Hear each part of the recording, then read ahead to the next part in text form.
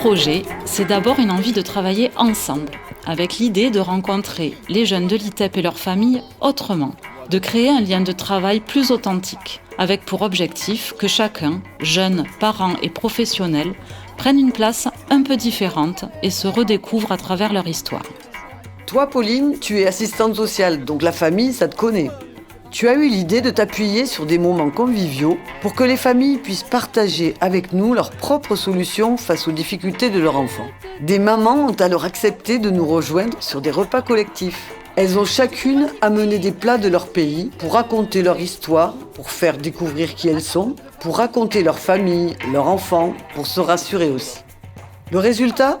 Plein de plaisir, de rire, de gourmandise et aussi beaucoup d'émotions vécues ensemble. Parler de nos problématiques. Oui, et on est plus à l'aise pour parler quand on a toutes des enfants avec des difficultés. Se sentir en moins rassuré, oui. Se sentir aussi rassuré que, voilà, des fois quand elles se sont dépassées, si c'est moi je la dépasse avec quelques années, comme là, le collège, mes expériences, ça se peut qu'elle va comprendre son fils un peu plus. Ça se peut que je vais comprendre mon fils avec une autre maman, on va dire. Oui, oui, c'est arrivé à d'autres, quoi. On n'est pas tout seul. La dernière fois, il y avait une maman, c'était pareil, je pense qu'on avait un petit peu. Elle a été très rassurée par l'idée que ça pouvait passer à un moment donné, que ça allait s'arranger. Oui. Il y aura d'autres choses de nouveau, de pire ou de moins pire. Donc, mais ils évolueront de toute manière. Ça va. On se sentait moins seul. Voilà, c'est ça le but. Après, on a eu des moments agréables, on a reconnu d'autres parents, d'autres origines, on a découvert des plats aussi. Voilà, donc c'était vraiment des moments très très agréables. Et les mamans de la Réunion, de la Martinique, de l'Afrique aussi, de l'Algérie, de Tunisie, du Portugal. On a eu des mamans, des Françaises aussi, donc d'Avironnet, voilà, donc il y avait des découvertes à travers des plats qu'on a mangés, qu'on présentait. Et c'était vraiment une bonne idée de faire ce moment-là pour les mamans, on va dire. Ton idée à toi, Agnès, c'était de travailler autour de l'histoire migratoire des familles, leurs origines, pour que les jeunes se repèrent et sachent peut-être un peu mieux qui ils sont. Tu étais convaincue que de savoir ça, ça aide à apprendre. Évidemment, puisque tu es enseignante. L'objectif, c'était donc que les jeunes interviewent des membres de leur famille. Un temps pour prendre le temps de raconter qui on est et surtout d'où on vient, qu'est-ce qui nous construit, et mesurer la richesse d'être d'ici et d'ailleurs. De toute façon, cette histoire migratoire, elle nous concerne tous. On se construit tous avec une part d'ailleurs, même nous les professionnels de l'ITEP. Alors, nous avons eu envie d'élargir nos horizons et d'aller voir ce que les collègues avaient eux aussi à raconter. Parce qu'au final, ce projet, c'est vraiment pouvoir partager, échanger, raconter et mesurer que plein de choses nous rapprochent et qu'on avance ensemble du mieux qu'on peut.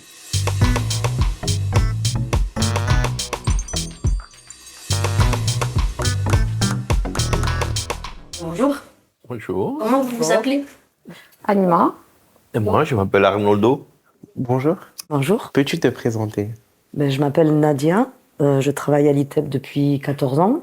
J'ai 2 enfants et j'habite à la campagne. Peux-tu te présenter et donner ton nom et ton prénom? Je suis Karine. Voilà, je suis maman de 5 enfants, 4 garçons et une fille. Présente-toi. Je m'appelle Hicham Rajou. Je suis issu d'une famille nombreuse. J'ai 3 frères et 3 sœurs et je suis le 2e de la famille. Je m'appelle Nancy Péchel, je suis éducatrice spécialisée. Je travaille à l'ITEP, le HOM. Bonjour maman. Bonjour Fanny. Vous vous appelez comment? Zanat Nadia. Vous avez combien d'enfants? Moi? Oui. J'ai 4 enfants. Est-ce que vous avez des enfants ultra beaux? Oui, Samir, tu es très très beau, mon fils. Merci. J'aimerais avoir des renseignements sur vos origines. Sur mes origines? Oui, monsieur. Tu me vois aujourd'hui? Tu as le droit de me tutoyer, Joseph, on se connaît. D'accord. Bonjour. Bonjour Lucas. Peux-tu te présenter? Alors moi je suis Thomas Coffer, je suis éducateur spécialisé sur l'ITEP depuis maintenant 6-7 ans. J'ai 32 ans et en fait je suis là pour raconter un peu l'histoire de ma mère qui est luxembourgeoise.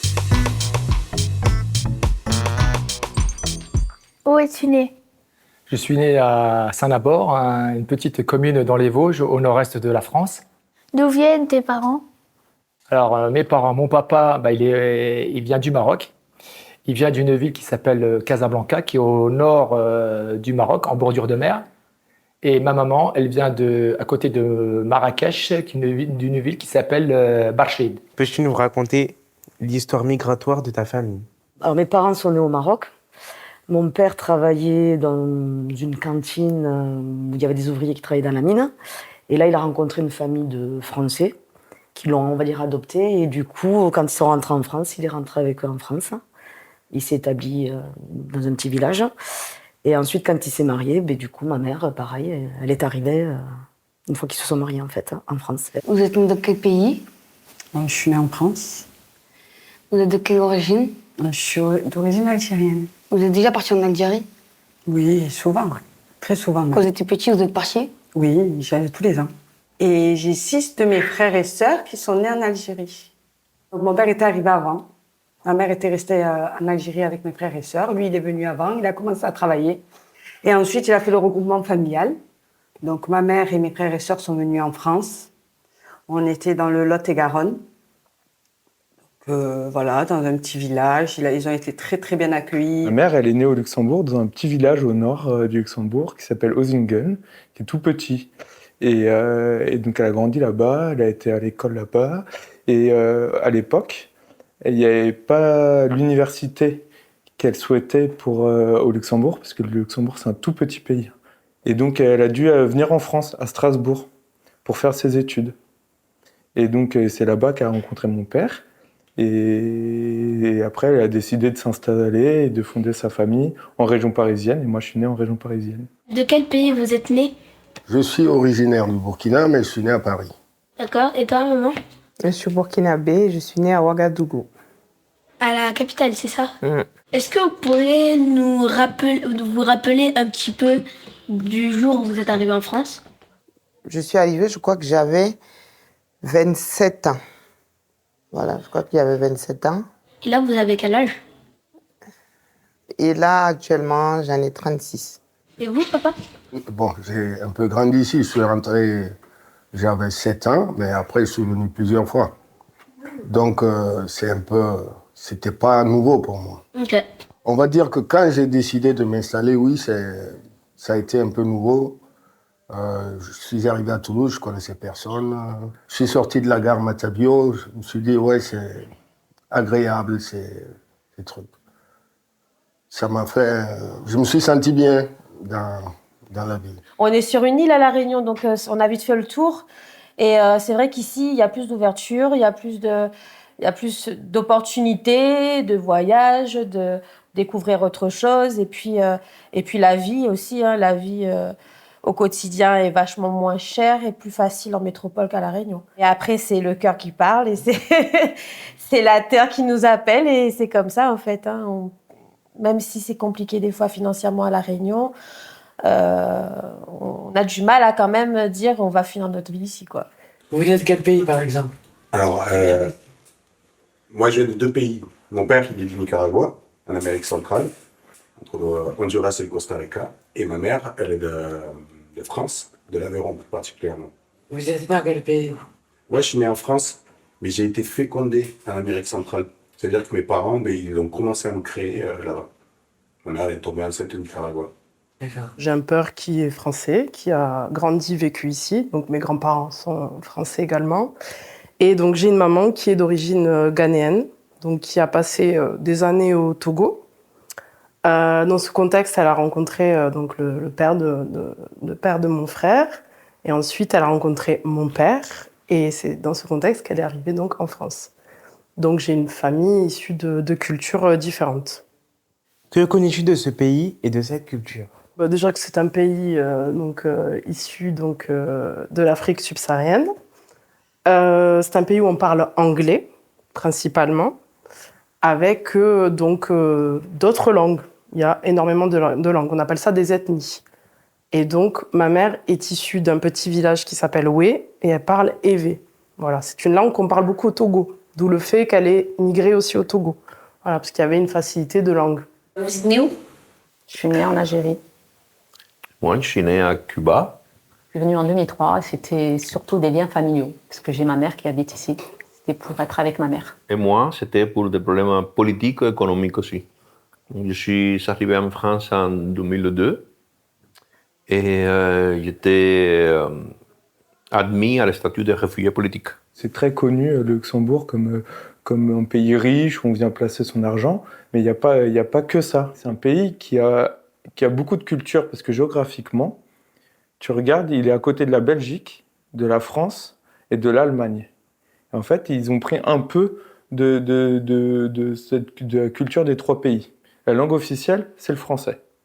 Mais la langue parlée là-bas, c'est le luxembourgeois. Ça ressemble un peu à l'allemand. Là, je t'ai parlé en plus des pays frontaliers, mais en plus, il y a une grande immigration qui vient du Portugal dans les années 60, parce que c'est un pays qui a eu besoin de se reconstruire. Et ils ont appelé de la main-d'œuvre portugaise. Je viens de la Bretagne, dans la région du Morbihan. Qu'est-ce que ça t'a fait de quitter la Bretagne? Un grand vide, en fait. Et ma Bretagne, c'est ma Bretagne. Donc voilà, mais la Bretagne, c'est une grande richesse et une belle région. Et j'espère un jour y retourner tous en famille. C'était une région très réputée pour les festivals celtiques. Ils sont réputés pour leurs plages, leurs paysages, les montagnes d'Arrée. Il y a aussi Carnac avec leurs menhirs, réputés aussi pour leurs crêpes et leurs galettes bretonnes. Et on est des grands mangeurs de pommes de terre, bien sûr. On s'est réputé aussi pour ça.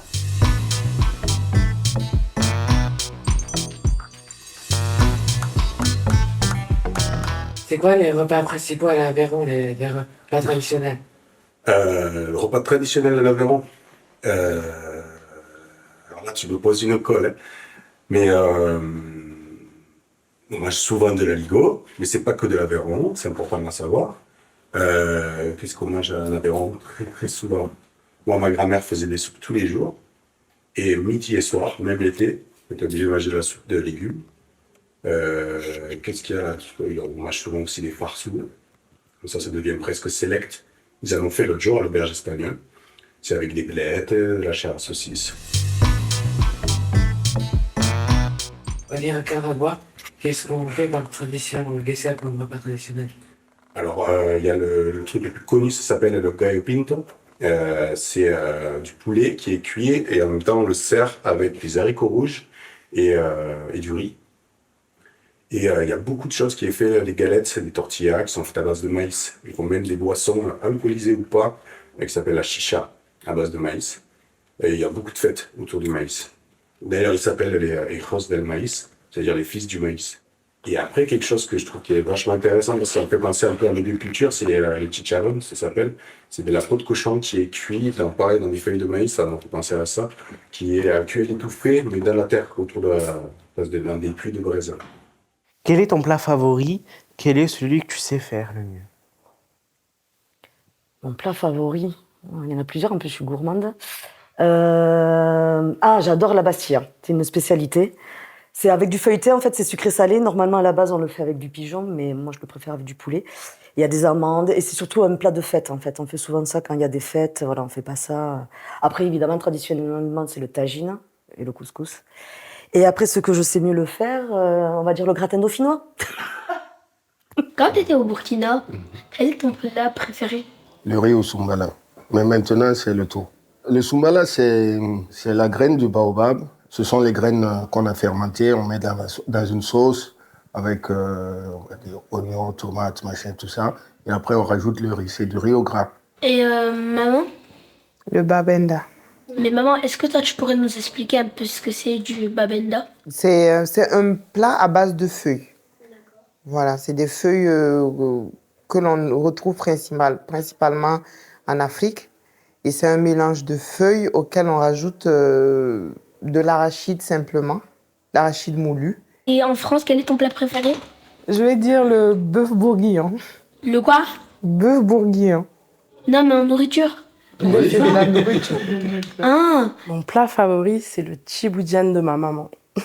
C'est très important de le préciser. C'est un plat issu du Sénégal. Bon, alors c'est un plat en fait à base de riz rouge, avec des légumes et du poisson ou de la viande, ça dépend. Et donc c'est un plat assez varié et c'est très équilibré. Et il y a un mélange de saveurs, c'est explosif, c'est divin. Et celui que tu sais faire le mieux? Eh bien, typiquement, je pense que j'ai une facilité quand même à cuisiner français. Je mange beaucoup français chez moi. Donc, celui que je sais faire le mieux, un bœuf bourguignon. C'est quoi votre plat préféré? De Cuba, je préfère manger des riz avec haricots. C'est un plat qu'on appelle con gris. Aussi, de la viande du porc, rôti à la broche. C'est un plat traditionnel cubain. Alors moi, mon plat préféré, je pense que tu le connais parce que c'est ton plat préféré aussi. C'est le couscous. Ah non, c'est pas mon plat préféré, le couscous. Non, pas du tout. Bon, ok, ça c'est mon plat préféré, le couscous. Je mangerai tous les jours, j'adore ça. J'ai grandi avec. C'est un plat qui a un rapport avec mes souvenirs d'enfance. C'est un plat de partage, de convivialité. T'aimes pas les plats que fait maman? Des fois, maman, elle fait des plats marocains à la maison. Oui. T'aimes pas les plats, par exemple, quand elle fait du couscous, quand elle fait un tagine? Les couscous, j'aime bien, mais les tagines, non. T'aimes pas le tagine? Il y a trop de légumes. Il y a trop de légumes. C'est toujours pareil. Mais tu sais, des légumes, il y en a dans tous les plats. Il n'y en a pas que dans les plats marocains. Non, pas dans les tacos. Ah oui, tacos, oui. Même s'ils ne mangent pas beaucoup tout ce qui est cuisine traditionnelle, à part le couscous qu'ils aiment beaucoup. Mais oui, moi je cuisine beaucoup. Des tagines, des repas de là-bas. Après, c'est toujours pareil. Hein. On allie la cuisine française avec la cuisine algérienne. Et puis on peut manger comme une entrée française avec un plat du pays et un dessert français. Quoi. Les repas, c'est ça en fait. C'est mélanger tout. On mange tous les jours réunionnais. Oui, effectivement. À la maison, c'est que des plats réunionnais généralement. Donc, j'ai gardé ça quand même de chez moi. Et je pense que c'est important que mes enfants connaissent leur culture, connaissent les goûts, les épices. Et voilà, quoi. Pour le plat typique à La Réunion, on dit souvent que c'est le rogaille saucisse. Mais il n'y a pas que ça. Il y a le rogaille boucané, il y a le curry camaron avec des gambas, il y a le riz cantonné. Enfin, il y a plein de plats, mais c'est selon les goûts de chacun. Et moi, j'aime beaucoup le rogaille boucané. Donc, c'est du porc fumé. Et c'est un peu comme le rogaille saucisse. Je me départage entre les crevettes et le crabe. Et c'est vraiment ma chose préférée. Et puis, j'aime bien ça avec du piment. C'est très bon. Tu es content de tes origines? Ouais. Qu'est-ce qui te plaît du fait que tu as une maman algérienne et un papa cubain? Ce qui me plaît, c'est que je peux manger de la viande. Parce que chez moi, tu manges de n'importe quelle viande, mais chez maman, c'est normal, tu manges de la viande halal. Oui, et ça dérange de manger la viande halal? Alors, je vais t'expliquer. Je ne peux pas tout manger, du coup. Alors, oui, je peux comprendre. Alors, tu as ce choix. Je comprends que ça soit de culture. Moi, chez moi, tu sais ce que je mange. On mange halal. Je ne t'ai pas. Le porc, tu le manges chez ton papa. Bien voilà. sûr. À la maison, moi, je peux pas. Et quel est ton plat préféré? Je vais te parler de mes souvenirs avec mes grands-parents. C'est ça qui marque. Alors, je sais pas si c'est des spécialités, mais moi, je me souviens des soupes. Les soupes de mon grand-père là-bas. On mangeait beaucoup de soupes. Une soupe de pommes de terre, de poireaux, d'haricots verts. Ça, je garde des très bons souvenirs. La tarte aux pommes de ma grand-mère aussi. C'est-à-dire que maintenant, c'est la recette de tarte aux pommes de ma grand-mère que je refais. Alors, je ne sais pas si c'est des spécialités, mais c'est ce que je retiens un peu de cette culture. Mais mes grands-parents ne parlaient pas français, donc c'était pas facile pour moi de communiquer avec eux. Et c'est surtout ma mère qui faisait la traduction. C'est ça qui a créé le lien, les repas, c'est la nourriture, les bons moments. C'est quand on a du mal à parler avec des mots, on parle autrement et on parle avec des plats, avec des repas. Et c'est ça que, tu vois, moi je te parlais de souvenirs, moi c'est les souvenirs qui me restent le plus, c'est la nourriture. C'est comme ça que tu transmets finalement. Parce que un plat, t'as pas besoin de parler, c'est universel.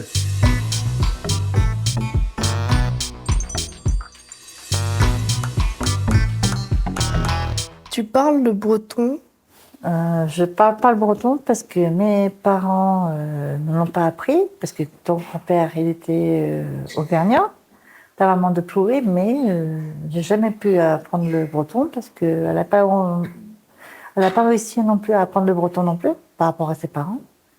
Donc je parle une langue grâce à mon papa aussi. Je parle l'arabe, pas trop, mais je comprends et je parle un petit peu aussi. Dans quelle langue il te parlait? Quand j'étais petit, mes parents me parlaient avec notre langue maternelle, qui est la Darija. Et encore aujourd'hui, je converse avec eux avec notre langue maternelle. Moi, j'essaie de faire en sorte qu'il ait cette double culture. Je suis à l'école arabe.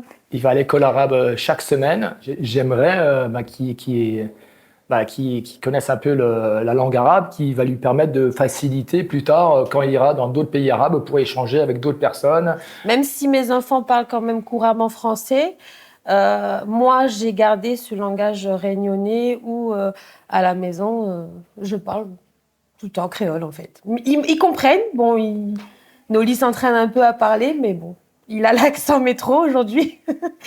Mais sinon, ça reste quand même quotidien à la maison. Ouais. Mon père, il a tellement peur qu'on ne s'intègre pas que du coup, je ne parle pas ma langue maternelle. Donc c'est pour te dire comme je suis intégrée en France. Donc voilà, c'est le petit truc qu'ils m'ont pas transmis et qui me manque maintenant. Autant moi, mes parents, ils me parlaient que arabe à la maison. On arrivait à communiquer. Mais moi, avec mes enfants, par exemple, je parle que français, quoi. Donc c'est quand même une deuxième génération qui est née ici et donc c'est compliqué de parler la langue. Mais pour eux, l'Algérie, c'est important d'y aller. C'est important pour eux de se dire on est algérien, on est de cette origine-là, en sachant que quand même, ils ne savent pas le parler, quoi. Ma mère ne m'a pas appris la langue parce que je pense que quand je lui ai questionné, parce que ça a été un vrai questionnement aussi, je lui ai dit mais pourquoi tu m'as pas transmis ta langue? Elle m'a dit écoute, moi je suis arrivée en France, il fallait que je parle français, quoi. Et donc voilà, plus je m'entraînais à parler français, plus j'allais réussir à parler français finalement. Donc elle n'a pas eu d'instinct, elle s'est dit en fait il faut que je parle français, et voilà. Elle n'a pas eu ce truc pour me transmettre l'évé. Voilà.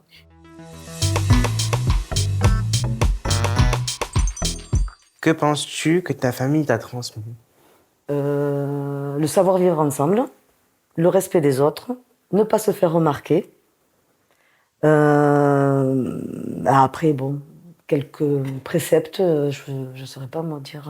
Il m'a raconté toute la culture du Nicaragua, la révolution qui lui est importante, avec les chants révolutionnaires, la musique d'Amérique latine. Et donc, c'est quelque chose qui, pour lui, est primordial dans sa vie. Et donc, ouais, moi, ça me porte parce que j'ai cette culture-là. J'ai l'espagnol que je parle à peu près bien, qui est important pour moi, avec les musiques aussi, les chants qui sont autour de ça. Et toutes ces choses que mon père a essayé de me transmettre autour de son histoire et de cette révolution communiste, sur le partage, sur le don de soi dans le collectif, sur la chose qui me porte là maintenant dans mon travail aussi avec vous. J'essaye de faire en sorte de l'amener au Maroc chaque année. Voilà, c'est vrai, je tiens particulièrement à qu'il sache d'où il vient, qu'il connaisse ses origines et je veux lui transmettre l'amour de son deuxième pays qui est le Maroc. Voilà, qu'il n'oublie pas d'où il vient, par où sont passés ses grands-parents. Ce que je garde du Maroc, vraiment, c'est la convivialité et le partage. Ce que m'ont inculqué mes parents, c'est vraiment le partage. Vraiment, et on le ressent aussi au Maroc. C'est vraiment le partage. Le peu que l'on a, on le partage avec l'autre. On essaie de perpétrer les traditions, les fêtes religieuses, tout ça. Voilà, ils font le ramadan, ils font les fêtes de l'Aïd. C'est pas parce qu'on est musulman et qu'on est pratiquant qu'on peut pas s'intégrer en France, en fait. Moi, je pense qu'on peut allier les deux. On peut allier la religion avec où on est, quoi. Et ça, c'est important de faire passer un message à nos enfants. C'est pas parce qu'ils ont des origines qu'ils sont pas français. Parce que dans ces cas-là, on fait quoi? Donc, ils sont nés en France, ils sont d'origine algérienne. Donc, en Algérie, on est des immigrés. En France, on est des étrangers. Mais on est où chez nous, en fait? C'est la perpétuelle question, quoi. Je sais pas. Méditerranée, c'est là où on est chez nous. Des fois, c'est compliqué. Quand je suis au Ghana, on m'appelle la Blanche parce que je suis claire, parce que voilà, je n'ai que des origines ghanéennes finalement et j'ai grandi en France. Donc, voilà, pour eux, je ne suis pas ghanéenne en fait. Hein. Je suis, voilà. D'ailleurs, on dit Oubroni. Quand on dit blanche, on dit ah, Oubroni. Donc ça veut dire blanche. Et voilà, et typiquement ici, quand j'étais plus jeune, on peut me dire tiens, toi, t'es noire. Bon, voilà, il y a toute cette question un peu identitaire qui ressurgit quand on est métisse, qui n'est pas simple. Je pense que, voilà, à un moment donné, presque, on nous demande de choisir est-ce que je suis plus noire, est-ce que je suis plus blanche. Ben, finalement, moi, ce que je réponds, c'est que je suis un peu des deux, quoi, et que j'ai pris un peu de ma double culture pour être qui je suis aujourd'hui. Donc... Ben, je vais reprendre une phrase de mon grand-père qui disait « Hecho en Nicaragua, nacido en Francia ». Qui disait « Fait au Nicaragua, né en France », et il m'appelle le Nicafran. Je dirais que je suis quand même les deux, parce que ma culture aveyronnaise, quand même, elle me porte énormément, parce que j'ai grandi avec les paysans de l'Aveyron, hein, même si quand tu parlais de racisme tout à l'heure, c'est quelque chose qui m'a quand même beaucoup touché quand j'étais jeune, et ça m'a demandé de revendiquer que j'étais les deux, en fait, vraiment, ma différence. Parce que ce qui est compliqué aussi quand on est de deux pays, c'est des fois on se sent ni dans un ni dans l'autre. Quand je suis en France, on m'a beaucoup renvoyé que je n'étais pas vraiment français. Et quand je suis arrivé au Nicaragua, j'ai cru que j'avais trouvé un endroit où j'appartenais. Et en fait, non, on m'a renvoyé que j'étais français. Donc c'est difficile de naviguer entre les deux. Mais donc ouais, je suis entre les deux, on va dire. Quelle différence vous trouvez entre le Burkina et ici, dans la vie normale, générale? Dans la vie? La routine de d'habitude. En France, les gens sont plus pressés, on n'a pas le temps, voilà. Et au Burkina, on a plus de temps, je trouve. On prend plus de temps pour faire les choses. Ici, c'est un peu plus individuel et au Burkina, c'est un peu plus famille, sociale, société. Là-bas, j'ai l'impression qu'on se connaît un peu tous et on apprend à se connaître très vite. Et il n'y a pas de bagarre, dispute. En France, c'est vrai que c'est un peu chacun pour soi. Et à La Réunion, on est tous les dimanches rassemblés en famille, on est en pique-nique, on est à la plage, et ça en famille, donc pas seul. Et ça, c'est quelque chose qui me manque beaucoup ici. Ce qui me concerne, j'ai un peu pris en fait ce qui m'intéressait de mes deux cultures. Voilà. Typiquement, ce que j'aime dans la culture afro, c'est le lien à la famille qui est très fort, le respect des aînés, la culture culinaire aussi qui est très forte, où on mange plutôt bien, des plats très épicés. Donc je pense que tout ça, c'est des choses qui m'ont plu de cette culture et que j'ai intégrées, et des choses aussi que j'ai plus laissées de côté. Typiquement, le fait que, des fois, il y a une autorité très... Voilà, c'est assez strict. On n'a pas la place en tant qu'enfant pour s'exprimer. Moi, c'est ma grand-mère qui m'a élevée, et franchement, elle a été dure, mais je la remercie parce qu'elle m'a bien éduquée. Elle m'a toujours poussée vers les études, travailler, de ne pas compter sur un homme pour faire sa vie. Il fallait être une femme, il fallait être une battante, il fallait faire comme les hommes, hein, travailler, conduire, vivre sa vie. J'ai vécu en Algérie, mais j'ai vécu avec une famille avec pas grand-chose, mais on était heureux. On était dans le respect des adultes, le respect de tout le monde. Tu l'as vu en famille. Moi, c'est ça que je voulais que tu vois.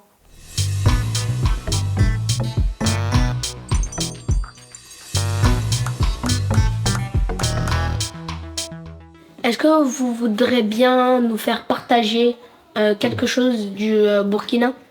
Comme Par quoi? exemple, une activité, un jeu? Je peux partager un truc, c'est un moment où, pendant les vacances, on allait au village.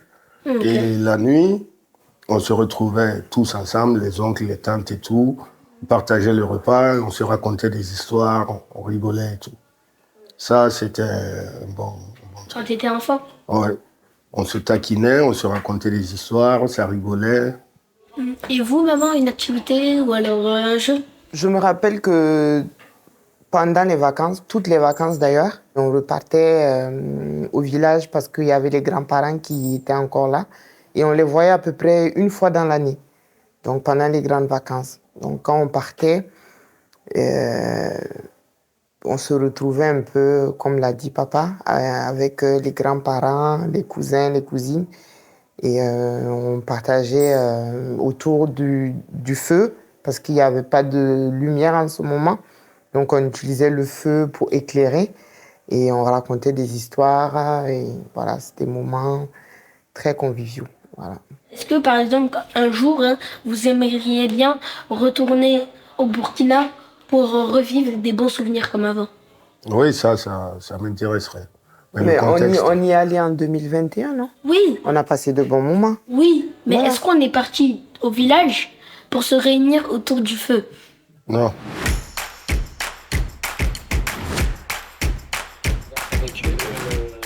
Pour finir, nous avons voulu savoir ce que pensent les jeunes de cette expérience. Qu'est-ce que ça leur a fait de questionner leurs proches sur leurs origines? Que pensent-ils de ces histoires racontées qui, en fait, leur appartiennent? Ça me permettait de connaître plus de choses d'eux, de pouvoir savoir d'où ils viennent, de savoir ce qu'ils aiment, de leur pays, de tout ça.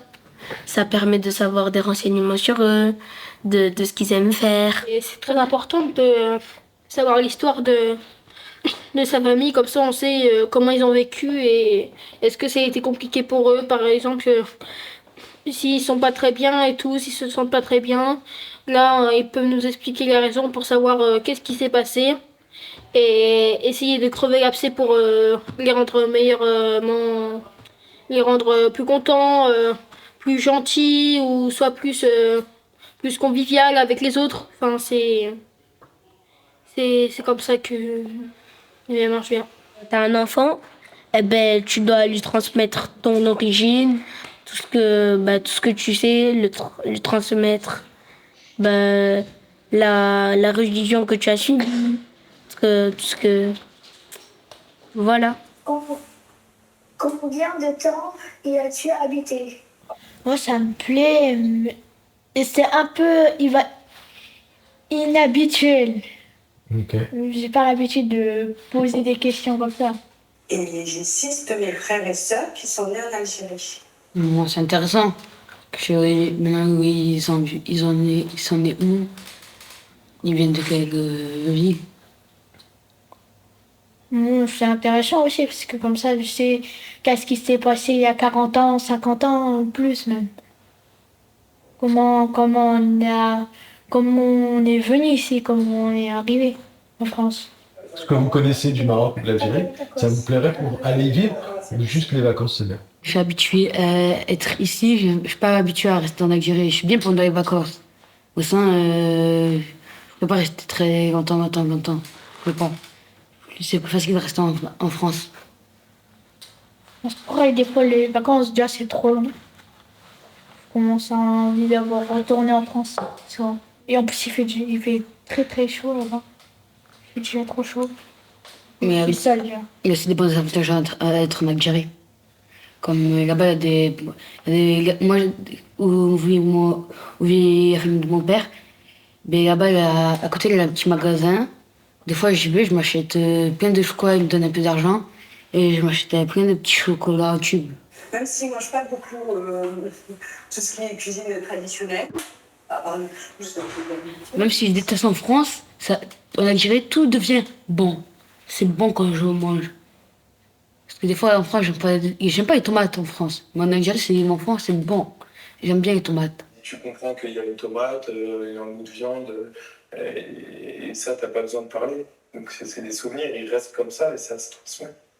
En vrai, je trouve qu'en fait, tu lui as posé des petites questions, mais il a presque raconté toute sa vie. Mais c'est vrai. Mais après, ça me fait bizarre parce que je savais pas qu'il était d'origine là. Je pensais plutôt que c'était... Un Américain. Non, un Français. Un petit Français. Un Français. Comme les gâteaux. Donc toi, t'es pas un petit Français, toi? Non. Toi, t'es petit et t'es Français. Donc au moins, c'est la bonne définition. Petit Français, ouais. Mais bon, ouais, je suis entre les deux, on va dire. Nique la France, c'est chouette. Qu'est-ce que ça t'a fait de faire cette interview? Ça m'a fait plaisir. Pourquoi? Parce que moi, ça permet qu'on mes parents me voient. Et ça permet d'être en valeur tous les pays et que les gens racistes de l'extrême droite comprennent que les autres pays sont intéressants. Parce qu'il y a certaines personnes politiques d'extrême droite qui croient que c'est la France, la France fait ceci, la France fait cela, à croire qu'il n'y a que la France. Ben non, il y a les autres pays, c'est pas juste pour les autres pays.